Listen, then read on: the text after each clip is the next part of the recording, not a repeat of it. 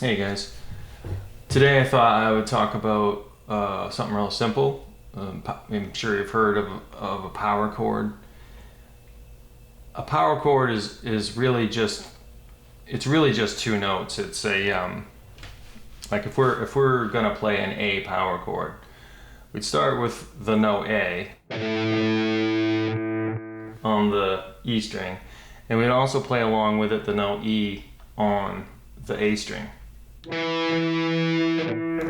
Play them together and you get a classic sound. If you want to, you can add your pinky here, so that would be an A on the D string, and adding that pinky right there just is an octave of the A, so it's just another A, so it's A, E, A. So it just fattens it up a little bit. A little bit of high end to it. Okay, so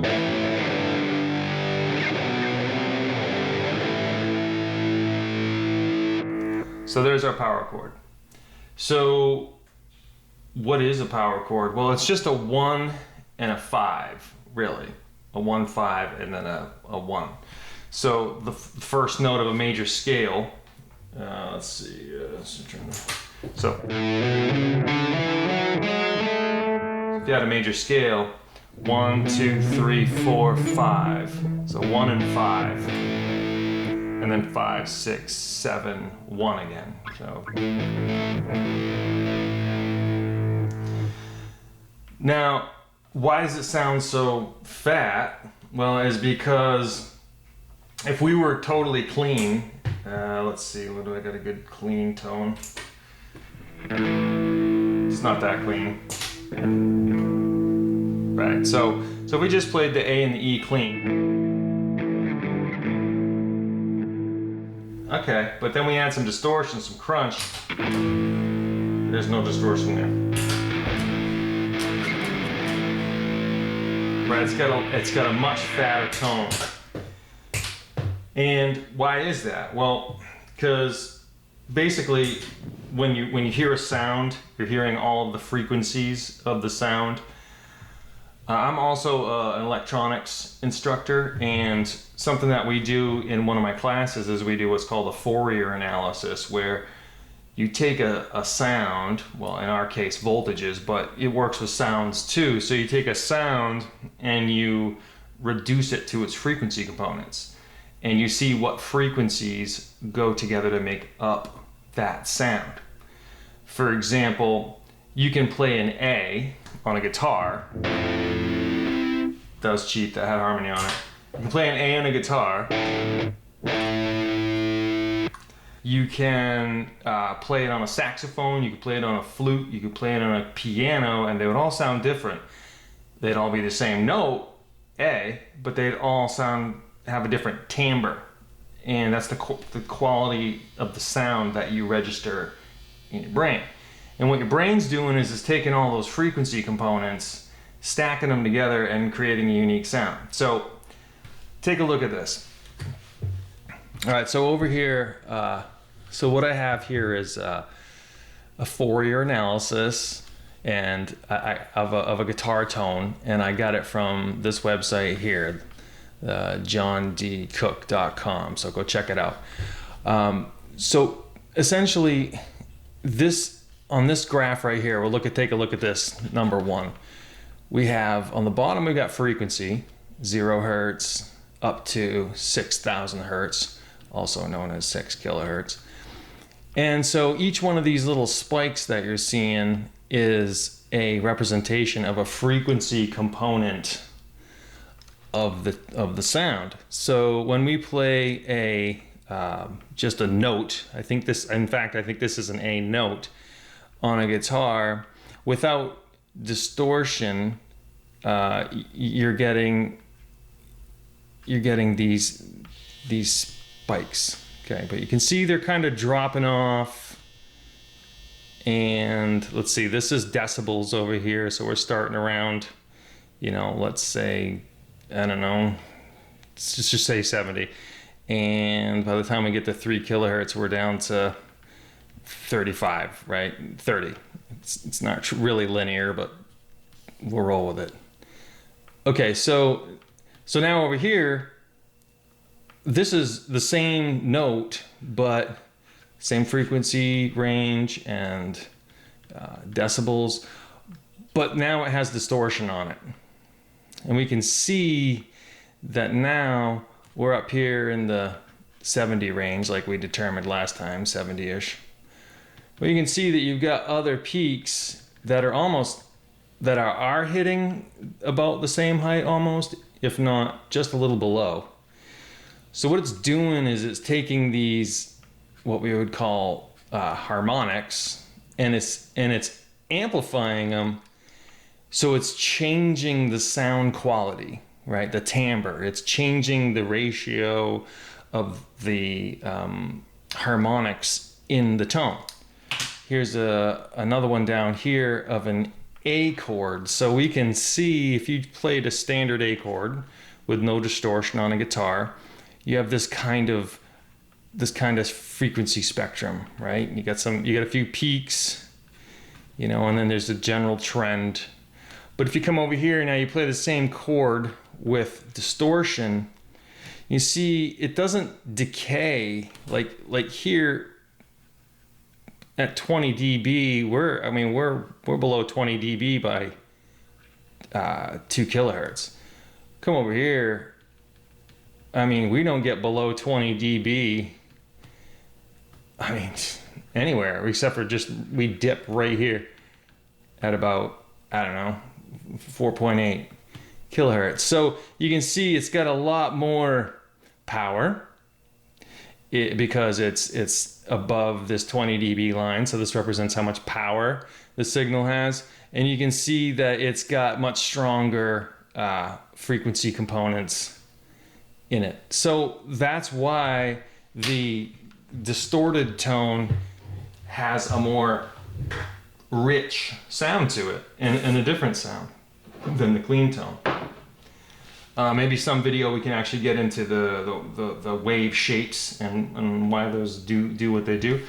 But anyway, so a power chord kind of, and the point is that isn't that great when you're playing clean tone, right? In the case of clean, you probably want to use full chords, full bar chords, open chords, whatever. But when you have distortion, just the simplest 1/5 interval, the power chord, has such a sweet tone to it.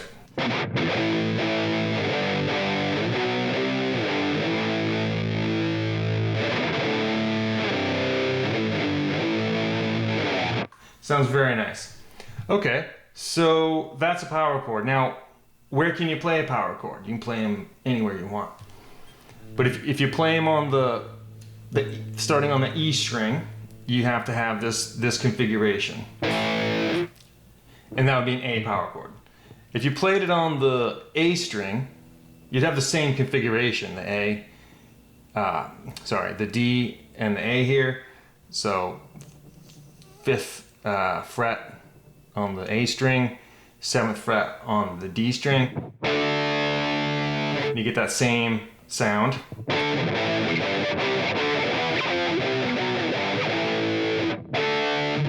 You can do the same thing on the next string. So starting on the D string now.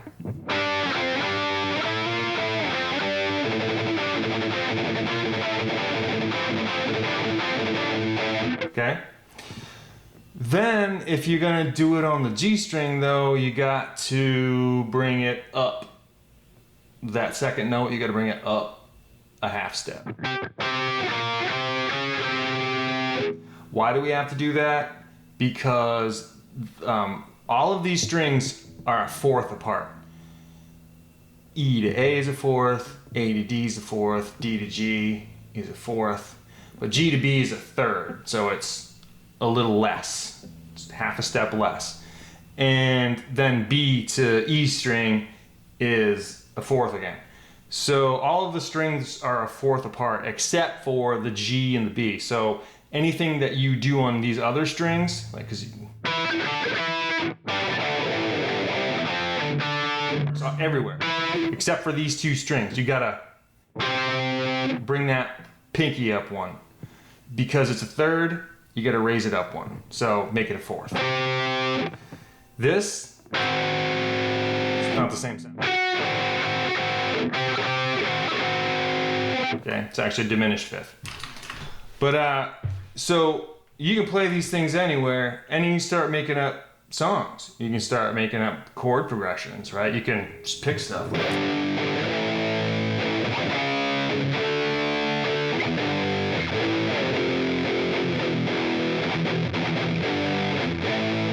Right, just make it up. And you can do it just by ear and feel, or there's no real hard and fast rule, right?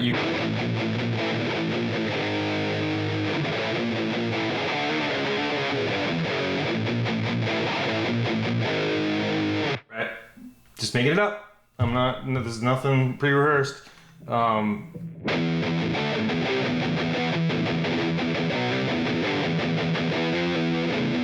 Right, and these are all good ideas for songs. Okay, so, but, how do you, like, solo over them? Well, it works kind of the same way as major and minor chords in a way. You would kind of look at the shapes, the patterns, and determine what key you're in. So now, I'm going to dip into this real quick, but I want you to know that if you really want to get deep into this stuff, I'll leave a link in the description below. You can buy my book, you can buy a PDF, or you can get the paperback if you like a physical copy. I don't know if it's a PDF, but it's an eBook. So you can download that, or you can buy that and have it shipped to you. It's 52 lessons. The lessons start from, like, what is a D chord? How do you play a D chord? G chord, like the basics, right? To, how do we derive the mode shapes, like a Dorian, right? Why is a Dorian a Dorian? What notes are in the Dorian? Like the flat 3, flat 7, like what does that mean? Why does a Dorian have a flat 3, flat 7? How do you use it? What chords go with it, et cetera, et cetera. So if you're interested, and I do cover some techniques, picking patterns, like it's a full year guitar lessons to try to get you up to speed understanding all these concepts. Okay, I don't want to just keep going on about the book, but the book was a set of lessons that I got from one of the best teachers I've ever had. So he took my guitar playing from just playing tablature and playing by ear to knowing what the heck I was doing, being able to play by ear so much better because I knew the patterns that I was supposed to be working with. It just changed my guitar playing completely. So if you want those same lessons that I got from the best guitar teacher I'd ever had, and I'd had many, go pick up the book, check it out. Should help you out. So anyway, how do we know how to solo over this? But it depends on the pattern, right? So let's just do something like say we had an A and say we had that.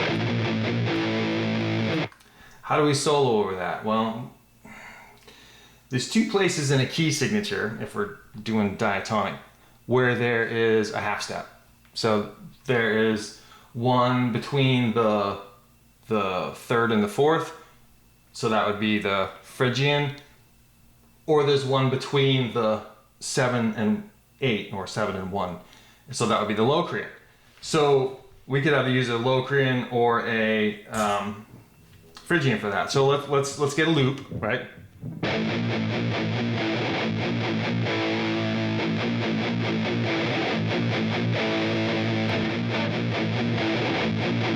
So let's start with the Phrygian, see what that sounds like.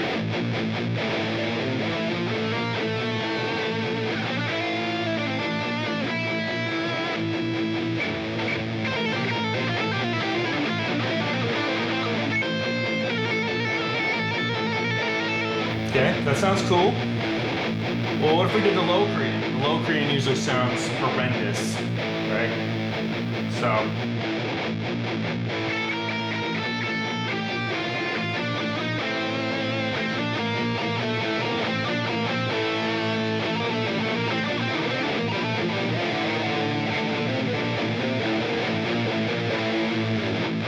Okay. So that had a like a, I don't know, it kind of made me think of like Injustice for All, like the beginning, the right, kind of sounded cool. And maybe that was Locrian. Okay, so in that case, right, so we would use the Locrian or the Phrygian over those power chords, but now let's say it wasn't the half step, say it was a whole step, right? Say it was well,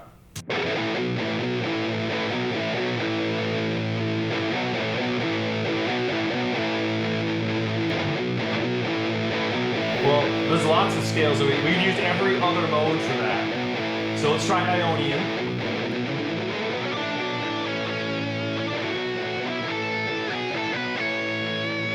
Right, it's happy. Dorian.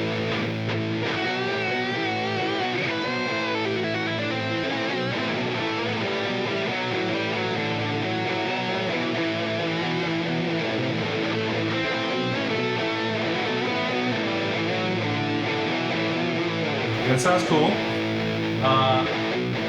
Lydian.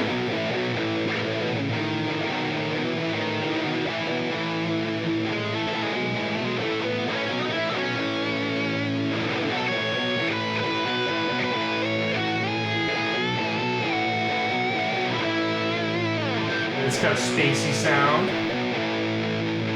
Mixolydian.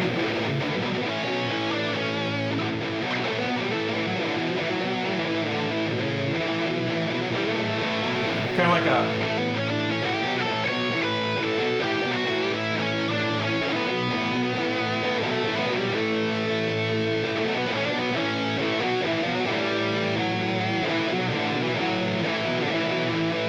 I don't know, maybe like Jethro Tully, I don't know, Aeolian.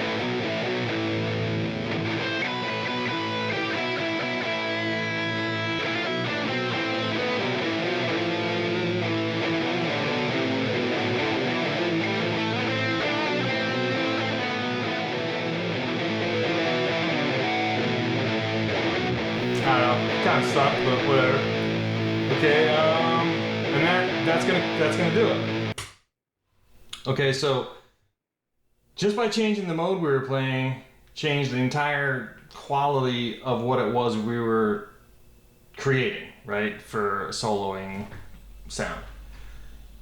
That's because we had two power chords. It's pretty ambiguous what key we were in. But now, if we had like that, those same chords, well, we also threw in right? It would nail us down. It would tell us we are either in Dorian or Aeolian. So,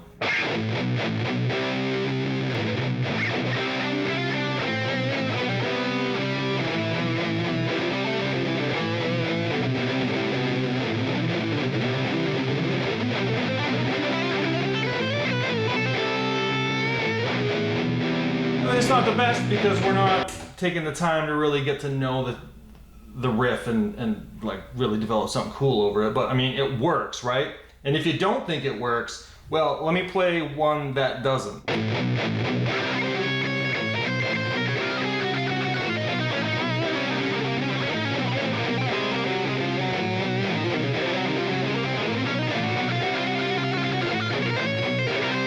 That sucks. Except for that one note. Because it's in the scale. But anyway, that sucked, right? I'm sure you've heard solos like that. So it's not, so it really is important that you kind of know what it is you're looking at and sort of put the right scales around it to get the right sound you're looking for. So anyway, yeah, so that's a power chord. It's in every song, like every metal song in the history of metal. It's everywhere. So start getting creative with your power chords. I want to show you one extra thing. So for those of you who know the keys and you know one, whole half, and you know the 1, 2, 3, 4, 5, 6, 7 idea. Well, the seventh of a key actually is the only place that there's a diminished fifth. So this is a perfect fifth, 1, and 5. So power chord's a perfect fifth. And then sometimes you add the octave. I don't add the octave, but you can. Okay, so 1, 2, 3, 4, 5, 6, 7 will be here, but it's a diminished fifth. And then we go back to 1. So there's actually a diminished fifth on the 7. If you see a diminished fifth, that locks you into low cream.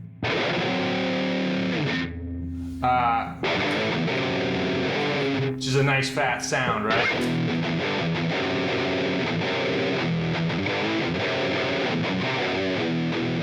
Pretty sweet.